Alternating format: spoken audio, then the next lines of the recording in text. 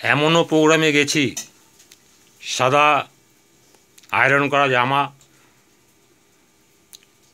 দামি চশমা, এই সমস্ত পরে প্রোগ্রামে গেছি।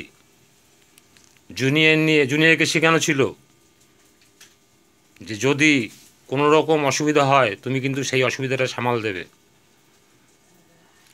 কি অসুবিধা? বাচ্চাটা নানা রকম ডিস্টার্ব করতে পারে, বাচ্চাটাকে নিয়ে দূরে সরে যেতে হবে।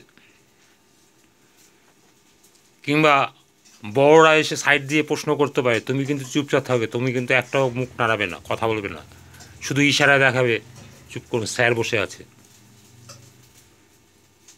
এরকমভাবে প্রোগ্রামটা শিখিয়ে নিয়ে যাওয়া হয়েছে।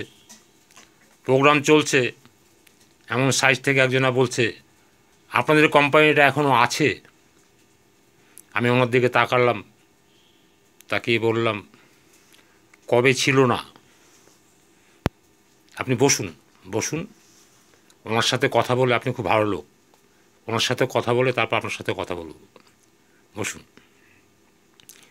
এবার আমি জানি থার্ড পার্টি থাকলে পলিসি হয় না, থার্ড পার্টিটাকে হটাতে হবে। বললাম, এই সমাজের অনেকগুলো লোক আছে যারা কাউকে উঠতে দেখলে ঠ্যাং টেনে নামায়, যেমন কাকড়া। একদল কাকড়া যদি থাকে, একটার পর একটা উঠে উঠে উপরে যখন কলসির কানায় কানায় আসবে, তখন আর একটা কাকড়া তাকে টেনে নামিয়ে দেবে, কখনোই উপরে উঠতে দেবে না। আপনার পয়সা জমুক, অনেকেই চাইবে না আপনার পয়সা থাকুক, আপনার পয়সা থাকলে সহ্য করতে পারবে না, এরকম কিছু লোক থাকে। তাই আপনি ওই সব দিকে কান না দিয়ে আমি কি বলছি সেটা শুনুন। তত সময় থার্ড পার্টির অবস্থা খারাপ। থার্ড পার্টি এসেছিলো ভাঙানি দিতে, ওর গায়ে লেগে গেছে। ও বলছে, দাদা আমি একটু আসছি। আর আসেন আসেন, আসবেন কিন্তু, হ্যাঁ যান, আসেন।